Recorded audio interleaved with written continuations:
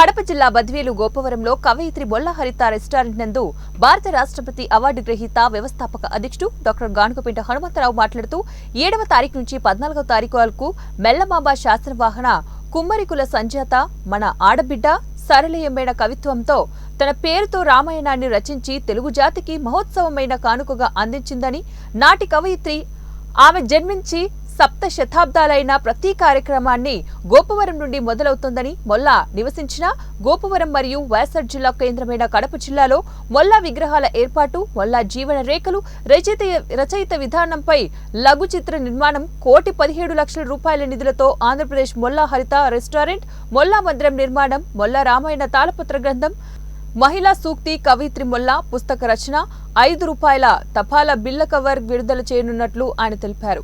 ఈ కార్యక్రమానికి అధికారులు, నాయకులు పెద్ద ఎత్తున పాల్గొంటారని, ప్రతి ఒక్కరూ కూడా వచ్చి విజయవంతం చేయవలసిందిగా మనవి చేశారు. ఈ కార్యక్రమంలో ప్రధాన కార్యదర్శి జీవి మనోజ్ కుమార్ తదితరులు పాల్గొన్నారు.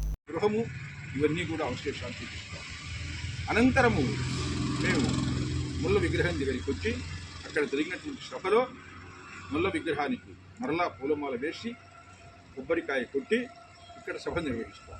ఈ సభలో ముల్లను గురించి అనేక విషయాలు వచ్చిన భక్తులు, సాహితీవేత్తలు ప్రసంగిస్తారు. అంతేకాకుండా ఇక్కడ మధుబాబు అనేటువంటి గొప్ప కళాకారునికి, ఆయనకి ఆయన భార్యకు, దంపతులకు ముల్ల సాహితీ పురస్కారం ఇస్తాం. ముల్ల సాహితీ పురస్కారం అంటే ఏదో శాలువ కప్పి జ్ఞాపికపడం కాకుండా 5,116 నగదు బహుమతి, శాలువ, జ్ఞాపిక, ప్రశంసాపత్రము, పూలమాలతో సత్కరిస్తాం. అనంతరము 8వ తేదీ బద్వేల్ పెన్షనర్స్ కార్యాలయంలో ముల్ల 2వ రోజు ముల్ల జయంతి జరుగుతుంది. అదేవిధంగా 3వ తేదీ ముద్దుటూరు, 4వ తేదీ ఇంటిమిట్ట, 5వ తేదీ జమ్మలమడుగు, 6వ తేదీ తర్వాత 6వ రోజు పులివెందల, ఇట్లా తర్వాత రాజంపేట, ఇట్లా వివిధ ప్రదేశాలలో 7 చోట్ల 7 ప్రదేశాలలో మొల్ల జయంతి ఉత్సవాలు నిర్వహించి తర్వాత రోజు విజయోత్సవం ఇక్కడ 14వ తేదీ నిర్వహిస్తారు. అన్ని పూర్తయిన తర్వాత ఈ యొక్క ప్రతి చోట కూడా ఒక మొల్ల పురస్కారం సమాజానికి కానీ, సాహిత్యానికి కానీ, వివిధ రకాల సేవ చేసిన వాళ్లకు, దంపతులకు పురస్కారం ఇస్తాం.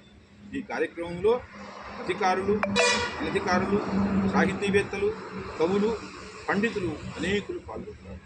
అతిథులుగా జిల్లా కలెక్టర్ మాన్యశ్రీ విజయరామరాజు గారు, అలాగే యోగివేమన యూనివర్సిటీ వైస్ ఛాన్సలర్ ఆచార్య చింతా సుధాకర్ గారు, రిజిస్ట్రార్ వెంకట సుబ్బయ్య గారు, అలాగే ముల్ల రామాయణంపై ప్రత్యేక ప్రసంగం చేయడానికి